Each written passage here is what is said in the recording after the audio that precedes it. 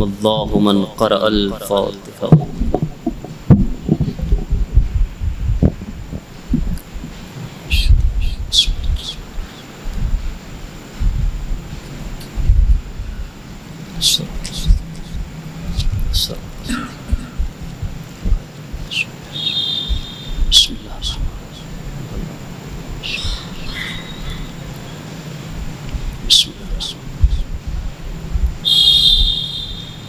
بسم اللہ الرحمن الرحیم.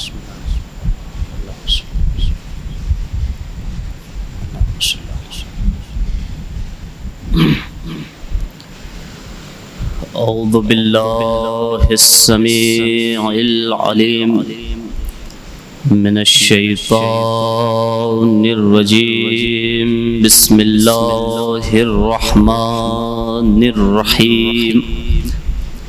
وبہ نستعین وصلی اللہ علی خیر ناصر ومعین. رب اشرح لی صدری ویسر لی امری واحلل عقدۃ من لسانی یفقهوا قولی. الحمد للہ الذی ہدانا لہذا وما كنا لنہتدی لولا ان ہدانا اللہ لقد جاءت رسل ربنا بالحق والصلاة والسلام علی رسول الثقلین محبوب رب المشرقین جد الحسن والحسین بالقاسم محمد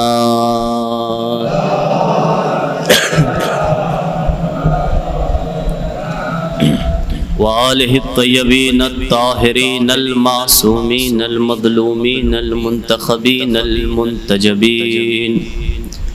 اما بعد فقد قال اللہ تعالی فی القرآن الحکیم وهو اصدق الصادقین.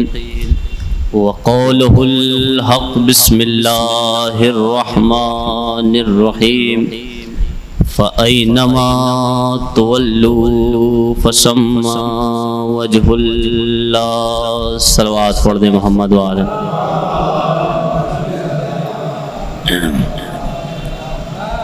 عزیزان محترم، قبل اس کے کہ گفتگو کا آغاز ہو، گزارش ہے ایک مرتبہ سورہ حمد اور 3 مرتبہ سورہ اخلاص کی تلاوت فرما کر افتخار حسین مرحوم، اکبر حسین مرحوم، شہید مجلت منصور حسین، طلعت فاطمہ مرحومہ کی ارواح کو ایصال کر دیں.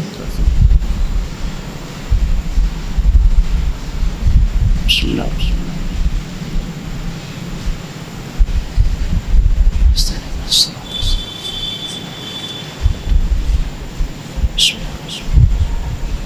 قل هو الله احد بسم الله الله بسم الله قل هو الله بسم الله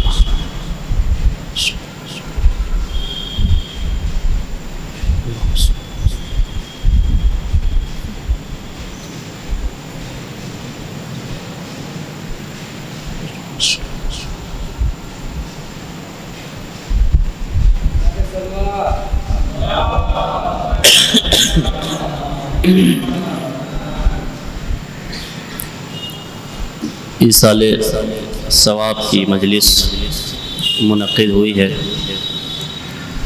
اور یقیناً موت ایک حقیقت ہے، لیکن یہ کرم ہے اہل بیت علیہم السلام کا کہ انہوں نے ہم سے جہاں تک فرمائشات اور وصیت کی ہے وہ یہی کی ہے کہ ایسا نہ ہو کہ مرنے کے بعد اپنے چاہنے والے اور عزیزوں کو بھلا دینا. ایسا نہیں ہونا چاہیے، کیونکہ ایک دن ہم سب کو اس دنیا سے جانا ہے اور یقیناً موت ہم سب کو آئے گی. بہت زیادہ طویل گفتگو نہیں کرنا ہے، لیکن جو باتیں ہوں گی وہ یقیناً ہمارے اور آپ کے فائدے کے لیے ہوگی، کیونکہ ذکر محمد وآل محمد دلوں کو جلا بخشتا ہے۔ راوی آپ کے پانچویں امام حضرت امام محمد باقر صلوات اللہ علیہ خدمت میں آیا اور مولا نے اس سے کہا رحم اللہ من احیا امرنا، جو ہمارے امر کو زندہ کرتا ہو اللہ کی اس پہ رحمت ہو۔ تو راوی نے پلٹ کے پوچھا مولا کیف تحیی امرنا، مولا آپ کا امر زندہ کیسے ہوگا؟ دیکھیں پہلے ایک سوال ہے کہ جو ہمارے امر کو زندہ کرے اللہ اس پہ رحمت نازل کرے، تو اس نے پوچھا مولا آپ کا امر زندہ کیسے ہوگا؟ تو امام نے فرمایا ہمارا امر زندہ اس طریقے سے ہوگا کہ لوگ ہمارے علم کو سیکھیں اور جو علم کو سیکھا ہو اسے دوسروں کو سکھائیں، اسے دوسروں کو سکھائیں، اس طریقے سے علم زندہ ہوگا۔ اور یقین کریں یہ مجلسیں علم سے خالی نہیں ہوتی، شروع سے ابتدا سے لے کے انتہا تک۔ اگر آپ یقیناً علی کی جنگ پہ بھی گفتگو کریں تو علی کی جنگیں بھی علم سے خالی نہیں ہیں۔ کبھی موضوع ہوا تو بات کروں گا علی کی جنگ پر۔ یقیناً کائنات میں اب چونکہ آ گیا ہوں تو ایک جملہ سنیں، کائنات عالم میں جب کوئی جنگ کرتا ہے تو وہ جنگ کے میدان میں جب جنگ ہوتی ہے تو آداب جنگ فراموش کر دیتا ہے، اسے یہ نہیں پتا ہوتا کہ سامنے والا آ کون رہا ہے، اس کا کام بس تلوار چلانا ہوتا ہے، یہاں تک کہ وہ اپنے اخلاق کو بھی فراموش کر دیتا ہے۔ مگر یقیناً علی کی جنگوں کو پڑھیں آپ کہ تاریخ نے لکھا کہ جب علی تلوار چلاتے تھے تو علی یہ دیکھتے تھے کہ کہیں میرا وار کسی جانور کے اوپر تو نہیں پڑ رہا ہے، یعنی جانور پہ بھی علی جانور کا بھی خیال رکھتے تھے۔ تو وہ علی کہ جس نے جانوروں کا بھی خیال رکھا۔ ابھی آج ایک اسپیچ سن رہا تھا، اس نے ایک بات کہا کہ جس وقت اکبر کے شاہ جہاں اپنے اورنگزیب جو ہے یہ بیٹا تھا شاہ جہاں کا، جس وقت اورنگزیب نے اپنے باپ کو جیل میں ڈلوایا تو پانی کی دقت آنے لگی، وہ اسے پانی پینے کے لیے نہیں دیتا تھا۔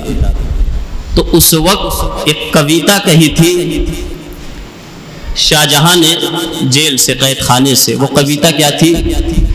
اس نے اس کویتا میں یہ کہا تھا کہ بیٹا تم کیسے مسلمان ہو، تمہارا باپ پیاس سے تڑپ رہا ہے مگر تم پانی نہیں دیتے، کیسے مسلمان ہو؟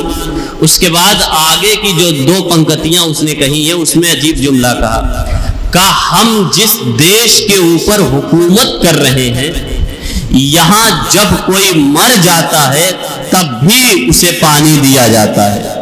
دیکھیں بہت عجیب جملہ ہے، مگر یہاں اگر آپ ذرا محسوس کریں تو یہ انسانوں کی بات ہو رہی ہے پانی دینے اور لینے کی، مگر کربلا اگر پڑھی ہوتی تو شاید شاعر کربلا کو اپنے شعر میں اضافہ کرتا اور وہ یہ جملہ کہتا کہ جب آخری وقت میں حسین نے کہا تھا بھیا عباس ان کے جانوروں کو پانی پلاؤ، یہ پیاسے ہیں، یہ پیاسے ہیں، یعنی انسانوں کے ساتھ ساتھ جانوروں کا بھی خیال رکھا۔ تو ایصال ثواب کی مجلس ہے، اور یقیناً جب ہمارا کوئی دنیا سے چلا جاتا ہے تو ہم اس کے لیے ایصال ثواب کرتے ہیں۔ دنیا سے جانے والا تو چلا گیا، لیکن یہ صدقہ اور تصدق ہوتا ہے کہ اس کے دنیا سے جانے کے بعد بھی اس کے نام پر علم اہل بیت لوگوں کو ملتا رہتا ہے، علم اہل بیت ملتا رہتا ہے۔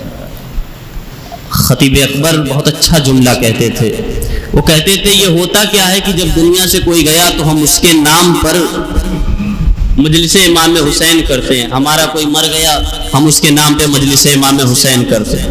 وہ ایک مثال دیتے تھے اور بڑی خوبصورت مثال تھی، وہ کہتے تھے کہ دیکھو صبح کے وقت ٹھنڈک میں جب اوس پڑتی ہے تو شبنم کے کچھ قطرات درخت کے پتوں پہ جمع رہتے ہیں، ایک ایک قطرے، کہتے ہیں ان کا کوئی اپنا ذاتی وجود نہیں ہوتا، عین ممکن ہے آسمان پہ سورج آئے اس کی شعاؤں سے یہ سوکھ جائیں، یہ ختم ہو جائے۔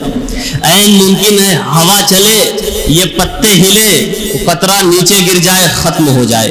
مگر وہ کہتے تھے اگر آپ یہ چاہیں کہ اسی ایک قطرے کو اس کو وجود بخش دے تو آپ اس قطرے کو لے جا کے کسی سمندر میں ڈال دیں، کسی سمندر میں ڈال دیں، اب اسے وجود مل جائے گا۔ وہ یہی کہتے تھے خدا کی قسم اتنی بڑی کائنات میں ہمارا اپنا کوئی ذاتی غم نہیں تھا، جب دنیا سے کوئی ہمارا گیا تو ہم نے سوچا کہ کسی طرح اپنے مرنے والے کو زندہ رکھا جائے۔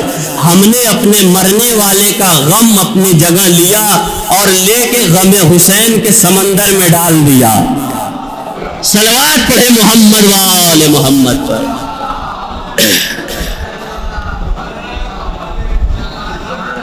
اس طریقے سے حیات ملتی ہے، اس طریقے سے زندگی ملتی ہے۔ کسی کو نہیں رہنا، ایک دن سب کا خاتمہ ہو جائے گا، لیکن سوال یہ ہے کہ خاتمہ ہو تو ایسا ہو جیسا اہل بیت چاہتے ہیں، خاتمہ ہو تو ایسا ہو، زندگی ہو تو ایسی ہو جیسے اہل بیت چاہتے ہیں۔ میں امام چہارم کا اکثر وہ جملہ اپنی مجلسوں میں پڑھا کرتا ہوں۔ امام دعا میں فرماتے ہیں اے پروردگار جب تک تیرے راستے پہ چلتا رہوں مجھے زندگی دینا، اگر ایک وقت ایسا آ گیا کہ تیرے راستے سے بھٹکنے لگا تو بھٹکنے سے اچھا ہے تو مجھے موت دے دینا۔ وہ امام فرما رہا ہے، سوچنے والی بات ہے۔ شب جمعہ ہے اور شب جمعہ مرحوم کے اصالہ ثواب کے لیے مجلس بھی ہے، اور یقیناً جو فضائل اور مصائب کا تذکرہ ہوگا اس کا ثواب مرحوم کی روح تک جائے گا۔ شب جمعہ میں بہت سارے اعمال، پہلی چیز جو وارد ہوئی ہے شب جمعہ میں یہ کہا گیا ہے کہ اگر کوئی یہ چاہتا ہے کہ شب جمعہ وہ اپنے آپ کو اللہ کی بارگاہ میں مقرب رکھے تو اسے چاہیے کہ زیارت امام حسین پڑھے، زیارت امام حسین پڑھے۔ بہت سے ایسے لوگ ہیں جن کے دل میں خواہش ہوتی ہے کہ کسی طریقے سے امام کی زیارت کرے، بہت سے لوگ ہیں، مگر کبھی ایسا ہوتا ہے کہ سفر طویل ہے نہیں جا سکتے، مریض ہیں، کبھی ایسا ہوتا ہے کہ اللہ نے دولت نہیں دی نہیں جا سکتے، مریض ہیں۔ لیکن جب امام کی، آپ کے چھٹے امام حضرت امام جعفر صادق علیہ السلام، جب چھٹے امام کی خدمت میں ایک شخص آیا اور آنے کے بعد کہتا ہے مولا زیارت حسین پہ جانے کا شوق رہتا ہے مگر اے مولا بار بار جا نہیں سکتا، مگر اے مولا دل یہ بھی چاہتا ہے کہ ہمیشہ زیارت کرتا رہوں، آپ بتائیے کیسے زیارت کروں؟ مولا نے فرمایا جب تیرے دل میں زیارت کا شوق ہو اور تو چاہے کہ حسین کی زیارت کرے تو صحن میں جا، کھلے ہوئے صحن میں جا، آسمان کی طرف اپنا چہرہ اٹھا کر 3 مرتبہ کہا صلی اللہ علیہ یا ابا عبداللہ۔ کہا مولا اس سے کیا ہوگا؟ کہا جو ثواب اللہ زائر کو کربلا میں دے گا وہی ثواب اللہ تجھے تیرے شہر میں عطا کر، وہی ثواب تیرے شہر میں عطا کر۔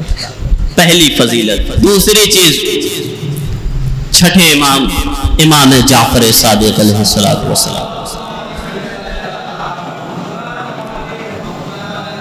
امام ابو بصیر سے فرماتے ہیں ابو بصیر تمہیں پتہ ہے ایک ایسا سورہ بتاؤں جو صرف اور صرف تمہارے مولا علی سے مخصوص ہے؟ کہا مولا بتائیے۔ کہا ابو بصیر ہر شب جمعہ، دیکھیں اگر کسی کے یہاں رزق کی تنگی ہو، پریشانی ہو تو اسے چاہیے کہ وہ سورہ واقعہ کی تلاوت کرے۔ دیکھیں یہ مت سمجھیے گا کہ میں بیٹھ کے ایک چیز بتا رہا ہوں، یہ چونکہ شب جمعہ ہے لہٰذا چاہ رہا ہوں کہ یہ باتیں آپ تک پہنچ جائیں۔ کہا ابو بصیر ہر شب جمعہ بیٹھ کے سورہ واقعہ کی تلاوت کرو۔ ابو بصیر نے پوچھا مولا اس کا ثواب کیا ہوگا؟ کہا اے ابو بصیر جو شب جمعہ سورہ واقعہ پڑھتا ہے اللہ اس کو لوگوں کے درمیان محبوب بنا دیتا ہے، لوگ اس سے محبت کرتے ہیں۔ سارے ثواب بتا چکے، آخری ثواب مولا نے بتایا ابو بصیر ایک ثواب اور بتاؤں؟ کہاں مولا؟ کہا ابو بصیر شب جمعہ جو سورہ واقعہ کی تلاوت کرے گا وہ قیامت والے دن امیر المومنین کے ساتھ ہوگا۔ صلوات پڑھے محمد اور آل محمد پر۔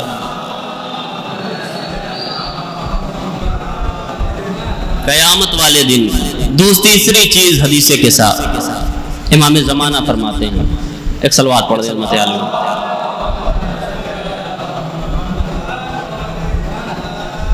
دیکھیں یوں تو ضروری ہے، فرض یہ ہے کہ ہر دن کم سے کم شیعوں کا دل امام زمانہ سے خالی نہیں ہونا چاہیے۔ یقیناً چونکہ جو ولایت غدیر سے ہم تک پہنچائی گئی تھی اس کی انتہا 12 ہمارا آخری امام ہے۔ علامہ اظہر حسین زیدی سے ایک پادری نے، عیسائی تھا، اس نے سوال کیا، اور سوال بھی واقعاً بجھانے والا تھا، یعنی جہاں انسان کی ذہن کام نہ کرے۔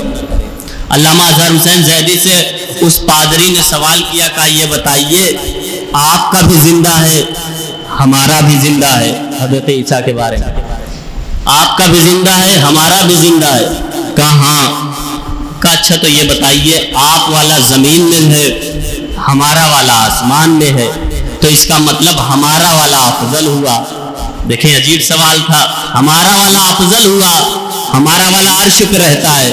تو ایک مرتبہ علامہ اظہر حسین زیدی نے بڑا خوبصورت جملہ کہا، اللہ نے عدل کا ایک ترازو رکھا، ایک طرف تمہارے والے کو بٹھایا، ایک طرف ہمارے والے کو بٹھایا، تمہارے والے کا پلہ پہنچ کے آسمان میں چلا گیا۔ توجہ کرے، صلوات پڑھے محمد و آل محمد۔ تمہارے والے کا آسمان میں چلا گیا، لہذا کوشش کریں حدیث قصہ کی تلاوت کریں، چونکہ حدیث قصہ یقین کریں اگر کسی کی حاجت پوری نہیں ہو رہی ہے تو روایتوں میں کہا گیا ہے کہ وہ حدیث قصہ اپنے گھر میں برگزار کرے، پڑھے کہ پروردگار میری یہ حاجت قبول نہیں ہو رہی۔ علماء فرماتے ہیں کہ حدیث قصہ کے توسل سے اس کی حاجت پوری ہو جائے، حاجت پوری ہو جائے۔ چوتھی چیز، کیونکہ ایصال ثواب کی مجلس، آخری چیز اس کے بعد میں آیا رکھ جاؤں، ہر شب جمعہ ہر مرحوم کی روح امام فرماتے ہیں اس کے گھر پہ آتی ہے، ہر شب جمعہ گھر کی چھت پہ آتی ہے۔ اگر والدین دنیا سے جا چکے ہیں تو والدین آتے ہیں اور آ کے پروردگار ان سے اجازت دیتا ہے کہ جاؤ آج اپنے گھر پہ جاؤ۔ ایسے میں جب وہ آتے ہیں تو اپنے گھر والوں کو دیکھتے ہیں۔ اب دو بات ہوتی ہے، یا تو گھر والے ان کی یاد میں انہیں کچھ صدقہ عطا کرتے ہیں یا انہیں بھول بیٹھے ہوتے ہیں۔ اگر کچھ پڑھ کر کچھ صدقہ عطا کرتے ہیں تو یہ روحیں خوش ہو کے بارگاہ الہی میں جا کے کہتی ہیں پروردگار ہمارے چاہنے والے ابھی ہمیں بھولے نہیں ہیں، ہمیں بھولے نہیں ہیں، لیکن اگر یہی کچھ وقت پا کر واپس جاتے ہیں، کچھ نہیں ملتا گھر والوں سے، تو یہی جا کے کہتے ہیں اے پروردگار گھر والوں نے تو بھلا دیا ہے، اب تیری مغفرت ہے کہ تو ہی بخشنے والا ہے، گھر والوں نے تو بھلا دیا۔ ایسے میں ایک امام فرماتے ہیں اگر کسی کے والدین دنیا سے جا چکے تو ماں باپ کی روح آتی ہے، اور آنے کے بعد ایک مرتبہ ماں سے باپ کہتا ہے کہ چل اب یہاں سے بیٹے بھول چکے ہیں، تو ماں کہتی ہے نہیں، میں نے 9 مہینہ انہیں اپنے پیٹ میں رکھا، اس طریقے سے کیسے یہ مجھے بھول جائیں گے، اس طریقے سے۔ یہی وجہ ہے کہ جب ایک مرتبہ راوی، ماں کی مجلس نہیں ہے ورنہ گفتگو ہوتا، لیکن ایک چونکہ ماں کے اوپر گفتگو آ گئی ہے تو یہ حدیث سن لیں۔ ایک شخص ہے اور وہ شخص تاریخ نے لکھا کہ ماں کو کندھے پہ بٹھا کے دیکھے، پہلے زمانے میں کوئی سواری نہیں تھی، کوئی سفر پہ جاتا تھا تو کس طریقے سے سفر کرتا تھا وہ آپ جانتے ہیں، اونٹ کی سواری ہوتی تھی۔ یہ شخص کاندھے پہ بٹھائے ہوئے بوڑھی ضعیف ماں ہے اور طواف کر رہا ہے۔ طواف کرتے کرتے ایک مرتبہ رسول پہ نظر پڑی، یا رسول اللہ بہت دور سے سفر کر کے آیا ہوں، طواف کر رہا ہوں اور مسلسل طواف کر کے ماں کو کندھے پہ بٹھا کے طواف کر رہا ہوں، آپ بتائیے کیا ماں کا حق ادا کر لیا؟ تو ایک مرتبہ رسول نے کہا سن، ابھی تم نے وہ حق بھی ادا نہیں کیا جو تم ماں کے پیٹ میں تھا اور تیری وجہ سے تیری ماں کراہ رہی تھی، وہ حق بھی ادا نہیں کیا۔ تو چے جائے کہ ہم یہ کہیں کہ ماں کے سامنے گھڑکیں یا اسے تیز آواز میں بات کریں، یہ فضائل تھے شب جمعہ کے جو میں نے آپ حضرات کی خدمت میں بیان کیے. ایک صلوات پڑھیں تو میں آیت پہ آؤں.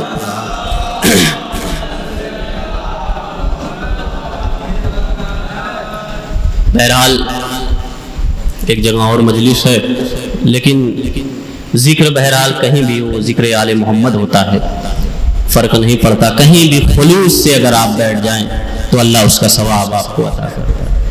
اور کیا کہنے اس ذکر کے کہ صرف آپ نیت کر لیں اللہ ثواب عطا کرتا ہے. کوئی جملے نہیں ہیں، صرف نیت کر لیں اللہ ثواب عطا کرتا ہے. قرآن کی ایک مشہور آیت کی تلاوت کی، خداوند عالم ارشاد فرما رہا ہے فَأَيْنَمَا تُوَلُّوا فَثَمَّ وَجْهُ اللَّهِ، جدھر بھی رخ کرو گے اللہ کا چہرہ پاؤ گے. دیکھیں قرآن کی کچھ آیتیں ایسی ہیں کہ اگر صرف ان آیتوں کو مخالفوں کے سامنے رکھ دو تو وہ ہار مان جائیں گے. دیکھیں اب دو بات ہے، قرآن کہہ رہا ہے جدھر بھی رخ کرو گے اللہ کا چہرہ پاؤ گے. تو اب دو بات ہے کہ ذرا مولویوں سے پوچھو کہ یہ اللہ کا چہرہ ہے کہاں جہاں قرآن کہہ رہا ہے. تو اب دو ہی بات ہے، یا تو وہ یہ کہیں گے کہ قرآن یہ کہہ رہا ہے کہ لہٰذا اللہ کا چہرہ، لیکن یہاں اللہ کا چہرہ مطلب نہیں ہے. تو ہم پلٹ کے دیکھیں، یہ ایسی بات ہے جواب نقدی ہے، ذرا توجہ کریں تو شاید سمجھ میں آ جائے. جواب نقدی کیا مطلب؟ ہم یہ کہیں گے پلٹ کے قرآن یہ کہہ رہا ہے جدھر بھی رخ کرو گے اللہ کا چہرہ پاؤ گے. تو آپ بتائیے اللہ کا چہرہ کہاں ہے؟ تو ایک مرتبہ پلٹ کے وہ یقیناً کہیں گے کہ یہاں اللہ کے جو چہرے کی بات ہو رہی ہے یہ وہ چہرہ مراد نہیں ہے جو اللہ کا چہرہ ہے. ہم نے کہا آپ نے یہ کیسے بتا لیا؟ کہ قرآن کے ساتھ ساتھ ایک مفسر کی ضرورت ہوتی ہے جو قرآن کی آیتوں کی تفسیر کرے.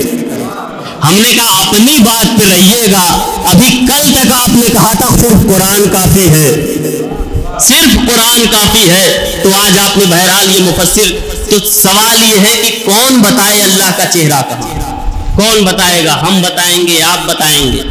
جنگ صفین کی گھمسان کی جنگ ہو رہی تھی. جنگ کرنے والا کون تھا؟ مالک اشتر. اور خدا کی قسم دیکھیں مالک اشتر کے بارے میں یہ الگ بات ہے کہ اصحاب کا تذکرہ ہمارے منبر سے کم ہوتا ہے. علی کے اصحاب کا ایک جن سے مولویوں کو سخت نفرت ہے وہ مالک اشتر ہے. اس کی وجہ کیا ہے؟ وجہ یہ ہے کہ جنگ صفین میں مالک اشتر نے اتنے سر کاٹے تھے کہ ان کی اولادیں آج تک دشمنی کر رہی ہیں مالک اشتر سے، اور کوئی وجہ نہیں ہے، یہی وجہ ہے. اور یقیناً اگر آپ مالک اشتر کی تاریخ پڑھیں تو مالک اشتر کو جو خط مولا نے لکھا تھا جب انہیں مصر کا گورنر بنا کے بھیج رہے تھے. بات یہاں سے مڑ گئی. دو تین جملے فضائل مالک اشتر پہ سنیں. جب گورنر بنا کے بھیج رہے تھے تو مالک اشتر سے فرمایا تھا مالک تمہیں میں مصر کا گورنر بنا کے بھیج رہا ہوں. مالک یاد رکھنا، دیکھیں یہ وہ خط ہے مولا نے جو مالک اشتر کو لکھا، جو آج بڑے بڑے حکمران اس خط کو پڑھتے ہیں. یہاں تک کہ اقوام متحدہ میں بھی یہ خط پڑھا گیا کہ علی نے جو حکومت چلانے کے لیے مالک اشتر کو جو خط لکھا وہ یہی خط ہے. اس میں مالک کو جملہ کیا لکھا؟ کہا مالک تمہیں پتا ہے تم ایک ایسے ملک میں جا رہے ہو جہاں کوئی ایسا بھی بادشاہ گزرا ہے جو عادل تھا، کوئی ایسا بھی بادشاہ گزرا ہے جو ظالم تھا. علی کے ایک ایک جملے کی تفسیر مانگتا ہے. جو عادل تھا اسے یوسف کہتے ہیں، جو ظالم تھا اسے فرعون کہتے ہیں. تم ایسی جگہ جا رہے، وہاں پر مالک سے جملہ کہا تھا، کہا مالک یاد رکھنا تم جس جگہ جا رہے ہو وہاں غریب کے طبقے کے بھی لوگ ہوں گے، امیر لوگ بھی ہوں گے جن کے پاس دولتیں ہوں گی، شہرت ہوگی. تو ایک مرتبہ مولا نے فرمایا مالک جب وہاں پہنچنا تو ایسا نہ ہو تم جا کے امیروں کے پاس بیٹھنا. کون فرما رہا ہے؟ مولا فرمایا امیروں کے پاس نہ بیٹھنا، غریبوں کے پاس بیٹھنا، تاکہ غریب تم سے اگر کوئی شکایت لے کر آئے تو تم سے خوفزدہ نہ ہو، اپنی شکایت کو تم سے پہنچا دے. اس کے بعد فرمایا مالک یاد رکھنا جہاں تم جا رہے ہو اخن فی الدین و اخن فی الدنیا، کچھ لوگ ایسے ہوں گے جو تمہارے دینی بھائی ہوں گے، کچھ لوگ ایسے ہوں گے جو تمہارے دنیاوی بھائی ہوں گے. علی یہاں پر صرف اور صرف دین نہیں سمجھا رہے، انسانیت بتا رہے ہیں. جملے پہ توجہ دیں. وہ کہ جو دینی بھائی ہوں گے، ایک وہ کہ جو دنیاوی بھائی ہوں گے. فرض کریں میں شیعہ ہوں، آپ شیعہ ہیں، یہ ہم دینی بھائی ہوں گے. ہو سکتا ہے ایک شخص شیعہ نہ ہو مگر لا الہ الا اللہ پڑھ رہا ہوگا، محمد رسول اللہ پڑھ رہا ہوگا، مسلمان ہوگا، یہ ہوئے دینی بھائی. لیکن ایک شخص ہے جو ہندو ہے، بت کی پوجا کرتا ہے، اسلام کو نہیں مانتا، یہ ہوئے دنیاوی بھائی. علی نے کہا دینی بھائی کا بھی خیال رکھنا، دنیاوی بھائی کا بھی خیال رکھنا. توجہ کریں، یہی وجہ ہے کہ جب علی کے گزرنے کے بعد ایک یہودی مدینے میں آیا تو اس نے ایک مرتبہ بیٹھ کے مدینے کی گلی پہ رونے لگا. کہا روتا کیوں ہے؟ کہا تمہیں پتا نہیں علی مارے گئے.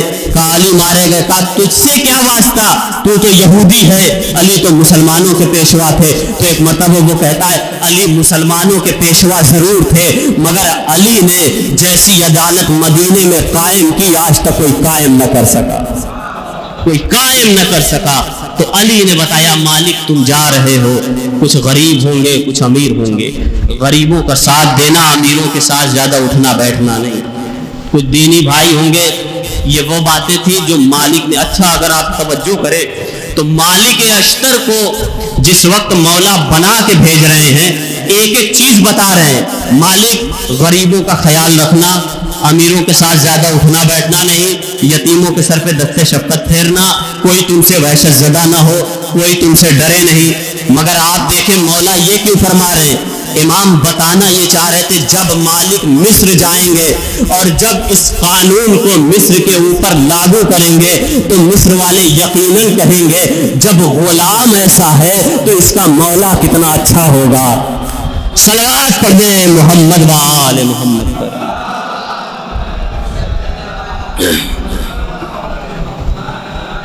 یہ الگ بات ہے کہ مولا نے قانون تحریر کیا مالک کو دیا، مگر جب مالک اشتر چلے تو تاریخ نے لکھا کہ راستے میں دہشت گردی سے ان پہ حملہ ہوا اور مالک شہید ہو گئے، مصر نہیں پہنچ پائے. ایک تاریخ ہے، وقت ملے تو اصحاب کا مطالعہ کیا کرے، اصحاب کا مطالعہ کیا کرے. خدا کی قسم یہ اصحاب تھے جنہوں نے سیرت علی ہم تک پہنچائی ہے. آج ہم آسانی سے کتابوں کا مطالعہ کر لیتے ہیں، آسانی سے کتابیں پڑھ کے ممبر سے بیان کر دیتے ہیں. کل تک کسی ذکر کے اوپر پابندی تھی. اب آج لوگ کہتے ہیں جب بھی بیٹھو ممبر پہ بس علی کا ذکر، علی کا ذکر. یقیناً ہونا چاہیے، اس وجہ سے کہ پہلی بات دیکھیں سینسٹیو بات ہے، سوچنے والی بات ہے. اگر ہم علی کا ذکر نہیں کریں گے تو اپنے آپ کو سائڈ پہ رکھ کے دیکھیں، کوئی ایسا نہیں ہے کہ جو علی کا ذکر کرے. اگر کوئی کرے گا بھی تو گھٹا کے کرے گا، کوئی کرے گا بھی تو گھٹا کے کرے گا. تو وہ مالک، اور ایسی سیرت رہی ہے مالک اشتر کی. تاریخ میں لکھا کہ جس نے جب مالک اشتر کی خبر آئی مولا کی شہید ہو گئے مالک، تو ایک مرتبہ مولا نے فرمایا رحم اللہ مالک، اللہ مالک اشتر پہ رحم کرے. خدا کی قسم اب کوئی ماں دوسرا مالک اشتر پیدا نہیں کر سکتی، کوئی پیدا نہیں کر سکتی. کیوں کہہ رہے ہیں؟ لیکن جب امیر شام تک یہ خبر پہنچی تو ایک مرتبہ اس نے پہلے مسکرایا اور مسکرا کے کہتا ہے علی کے دو ہاتھ تھے، ایک ہاتھ صفین میں کٹ گیا اور ایک ہاتھ مالک اشتر کی شکل میں کٹ گیا. صفین میں جو کٹا وہ کون تھے؟ کوئی اور نہیں تھے، حضرت عمار تھے، حضرت عمار یاسر. تو وہ مالک جن کی سیرت، اور یہ واقعہ میں اکثر ممبر سے بیان کرتا ہوں کہ یقین کریں کہ علی کے اصحاب یقیناً یہی اصحاب ہیں جنہوں نے مسلسل سیرت علی وہی سیرت لی ہے جو علی چاہتے تھے. راستے سے گزر رہے تھے، ایک شخص آیا، گالیاں دی، مالک اشتر کو گالیاں دی. ہمارے یہاں ایک مرتبہ کوئی تیز آواز سے بات کر لے تو ہم بھی پلٹ کے تیز آواز میں جواب دیں گے. مالک کو گالیاں دی. جب مالک اشتر کو گالیاں دی تو تاریخ نے لکھا کہ مالک کمانڈر تھے مولا کے، اور ایسا بھی نہیں تھا. مالک اشتر انہیں اس وجہ سے کہا جاتا ہے کہ جنگ جمل میں ان کی ایک آنکھ پہ تیر لگ گیا تھا جو کٹ گیا تھا، اس وجہ سے انہیں اشتر کہا جاتا ہے.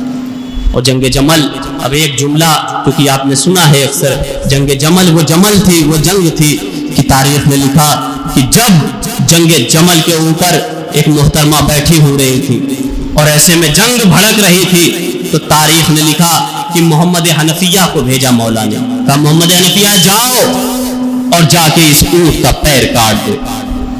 محمد حنفی آ گئے مگر کاٹ نہیں پائے. مولا نے واپس بلایا, حسن کو بلایا, کہا حسن جاؤ اور جا کے اونٹ کا پیر کاٹ دو. حسن گئے, تاریخ میں لکھا کہ تلوار کو اس طریقے سے لہرایا کہ ایک وار میں اونٹ کا پیر کاٹ دیا. کاٹ کے واپس آئے تو محمد حنفیہ سر جھکائے خیمے میں کھڑے تھے. ایک مرتبہ علی نے مسکرا کے کہا محمد گھبراؤ نہیں, تم میرے بیٹے ہو, حسن محمد کا بیٹا ہے, حسن محمد کا بیٹا ہے, گھبراؤ نہیں. ایک صلوات پڑھ دے محمد والے. تو ذکر ہو رہا تھا مالک کا, مالک اشتر. راستے سے گزر رہے تھے, گالی دے دی. جب گالی دی, دیکھیں یقین کریں, مولا نے فرمایا اگر کوئی ایک گالی دیتا ہے, ایک گالی مذاق ہی میں کیوں نہ ہو, تو اللہ اس کی قبر میں کیڑے مکوڑوں کو چھوڑ دیتا. ایک گالی جو صبح سے لے کے شام تک گالیاں دیتے ہیں, اپنوں کو گالیاں دیتے ہیں, غیروں کی تو بات چھوڑیے. چھٹے امام کے دور میں ان کا ایک صحابی تھا, غلام تھا, اور غلام بھی مسلمان نہیں تھا, کرسچن تھا, یہودی تھا. امام کے ساتھ, امام اپنے اصحاب کے ساتھ چل رہے تھے, ان کا غلام پیچھے پیچھے تھا.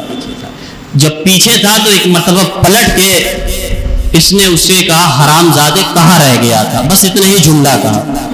وہ صحابی جو بچپن سے لے کر امام کے ساتھ رہ رہا تھا, امام نے اس سے کہا خبردار آج کے بعد میرے ساتھ نہ آنا. کہا مولا گستاخی معاف, کیا ہوا؟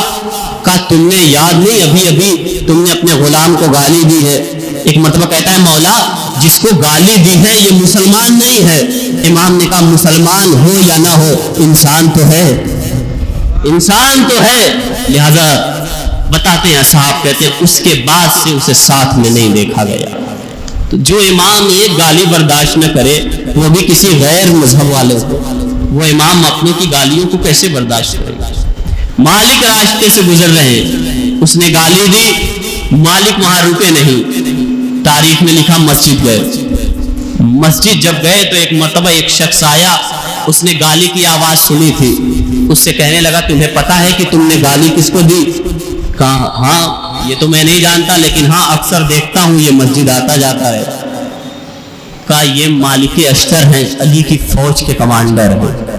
کہا اچھا. جیسے ہی فوج کے کمانڈر کا نام سنا ایک مرتبہ رونے لگا.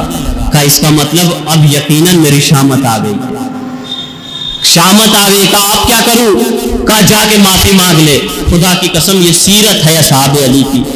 کہا جا کے معافی مانگ لے. تاریخ میں لکھا دوڑا ہوا مسجد کے دروازے پہ گیا, کیا دیکھتا کہ علی نکل رہے ہیں, مالک اشتر نکل رہے ہیں. جیسے ہی مالک اشتر کی نظر پڑی مسکرا, کہتے ہیں کیا ہوا بھائی, مسجد کے دروازے پہ کیا کر رہا ہے؟ کہا آیا ہوں آپ سے معافی مانگنے. مالک مسکرا کے کہتے ہیں جب تو نے مجھے گالی دی تھی تو فوراً میرا مسجد جانے کا ارادہ نہیں تھا, مگر جب تو نے گالی دی تو میں مسجد آیا, 2 رکعت نماز پڑھی اور پڑھ کے تیری مغفرت کی دعا کر رہا تھا, تیری مغفرت کی دعا کر رہا تھا کہ اللہ تجھے بخش دے. خدا کی قسم قدموں میں گرا اور گر کے یقیناً کہنے لگا کہ اگر کسی نے صحیح طریقے سے علی سے اسلام سیکھا ہے تو وہ آپ ہیں, وہ آپ ہیں. یہ سیرت, یہ سیرت ہے اصحاب علی کی. مالک اشتر, آیت پہ گفتگو ہو رہی تھی, جدھر بھی رخ کرو گے اللہ کا چہرہ پاؤ گے. مالک اشتر کہتے ہیں کہ میں نے دیکھا علی جنگ کر رہے ہیں, اور جنگ علی ایسے کر رہے ہیں کہ ہر طرف تلوار چلا رہے ہیں, کوئی آس پاس نظر نہیں آ رہا, لیکن علی کی تلوار چل رہی ہے, کچھ سر کے اوپر سے گزر رہی ہے اور کچھ کے گلے کاٹ رہی ہے. ایسے میں نے کہا ہر طرف مولا جنگ کر رہے ہیں. کہتے ہیں جب میں دائیں مڑا تو میں نے دیکھا مولا ادھر بھی جنگ کر رہے ہیں, بائیں مڑا تو مولا کی جنگ ادھر بھی ہے. کہ جدھر رخ کر رہا تھا میدان میں ہر طرف مجھے علی نظر آ رہے تھے. مالک کہتے ہیں میرا ذہن ایک مرتبہ متشوش ہوا کہ مجھے سمجھ میں نہیں آ رہا, جدھر رخ کر رہا ہوں علی نظر آ رہے ہیں, علی نظر آ رہے ہیں. کہتے ہیں میں دوڑ کے خیمے میں آیا, آ کے میں نے سوچا ذرا آرام کروں کیونکہ مجھ سے یہ ماجرا دیکھا نہیں جا رہا تھا. مالک کہتے جب خیمے میں آیا تو ایک مرتبہ پشت سے علی نے میری پشت پہ ہاتھ رکھا, کہا مالک یہاں کیا کر رہے ہو؟ وہ مالک جو میدان سے گھبرا کے آ رہے تھے, ایک مرتبہ مالک نے پلٹ کے کہا مولا آپ یہاں بھی موجود ہیں. ایک مرتبہ مولا نے کہا مالک قرآن کی آیت نہیں پڑھی, جدھر بھی رخ کرو گے اللہ کا چہرہ پاؤ گے. انا وجہ اللہ, وہ اللہ کا چہرہ میں علی ابن ابی طالب. انا وجہ اللہ. ایک صلوات پڑھ دیں عظمت آل محمد.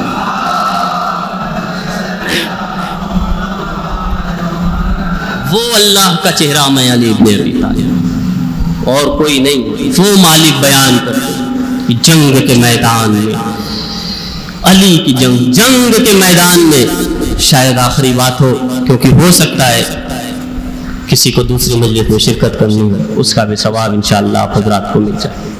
لیکن ذرا یقین کریں, ایک مرتبہ تاریخ نے لکھا ایک شخص تھا جو مالک کا دشمن تھا, کیونکہ آپ نے دیکھا جنگ صفین مسلسل کئی مہینوں تک چلی. مالک کہتے ایک شخص تھا جس کا نام تھا حکیم بن حسین. مالک کہتے 29 دن ہو گئے تھے میں اس سے جنگ کر رہا تھا لیکن مار نہیں پا رہا تھا. کہتے جب 30واں دن آیا تو میں نے دیکھا کہ امام گھوڑے پہ سوار ہو کر ذوالفقار لے کر آئے اور اس طرف بڑھے جدھر حکیم تھا. کہتے ہیں مولا اس کی طرف بڑھے, وہ مولا کی طرف آیا, پہلے ہی وار میں مولا نے اس کا گلا کاٹا.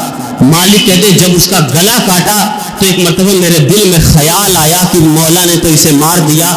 مالک کہتے ہیں ہم دونوں خیمے میں گئے, خیمے میں خدا کی قسم عجیب جملہ ہے تاریخ کا, کہتے ہیں ہم خیمے میں گئے, خیمے میں ہم جا کے بیٹھے. بیٹھنا تھا کہ مالک نے مولا سے کہا نہیں. مالک کہتے ہیں میرے ذہن میں یہ خیال آیا کہ میں نے 29 مارے, مولا نے 30 مارے. مالک کہتے ہیں میرے ذہن میں یہ خیال تھا کہ اگر ایک کو اور مار دیتا تو مولا کی برابری کر لیتا, ایک کو اور مار دیتا تو مولا کی برابری کر لیتا.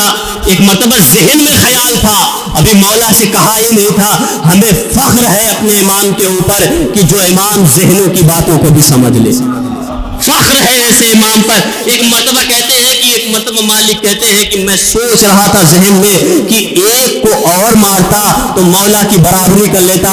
علی مسکرا کے کہنے لگے مالک میں جانتا ہوں تم سوچ کیا رہے ہو, مگر مالک میرے مارنے اور تمہارے مارنے میں فرق ہے.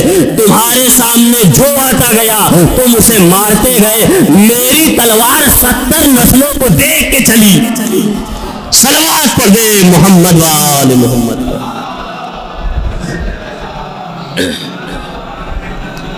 نسلوں کو دیکھ کے چلی, اور یقیناً یہ جواب ہوگا ان کا جو یہ کہتے ہیں کہ اگر خلافت علی کا حق تھا تو پھر علی نے تلوار کیوں نہیں اٹھائی.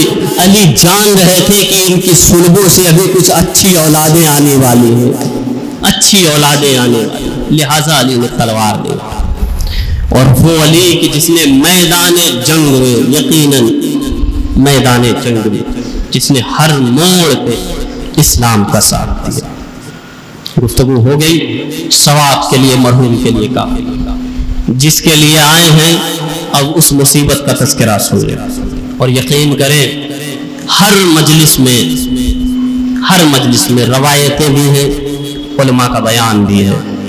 ہر مجلس میں ایک بی بی آتی ہے جس کا پہلو شکستہ ہوتا ہے, اور وہ بی بی آپ کے آس پاس آ کر جھولیاں پھیلا دیتی ہے, اور پھیلا کے اسے ایک جملہ کہتی ہے میرا حسین زخمی ہے, میرا حسین زخمی ہے.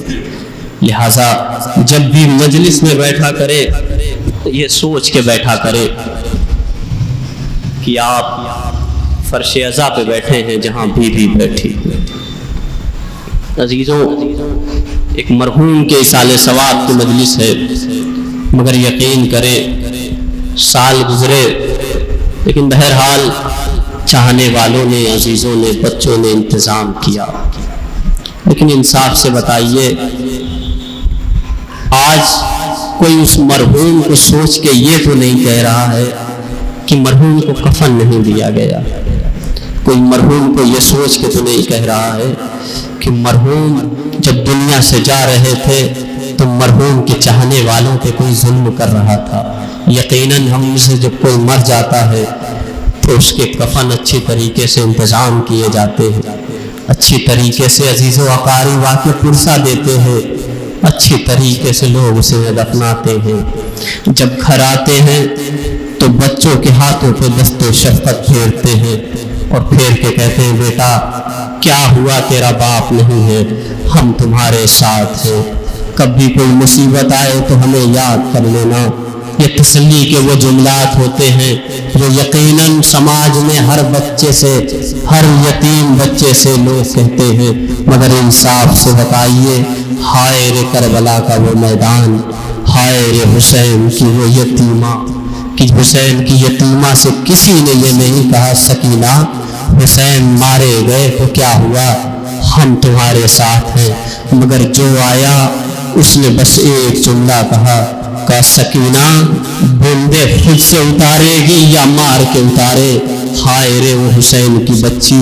عزیزوں میں زیادہ مصائب تو نہیں پڑھوں گا لیکن تصورات شرط ہے، ذرا محسوس کریں آج جو مرحوم اس دنیا سے گئے ہیں، یقین کریں بچے ہوں گے، بچیاں ہوں گی، باپ کو یاد کر کے رو رہی ہوں گی، لیکن انصاف سے بتائیں ہاں جب کربلا کے بعد ایک بیٹا آیا تھا اور جب اس بیٹے نے سنا کہ کوئی ہے جو یہ کہہ رہا ہے انا غریب انا مسکین، تو ایک مرتبہ وہ بیٹا قریب گیا، کہا بھائی کون ہے تو؟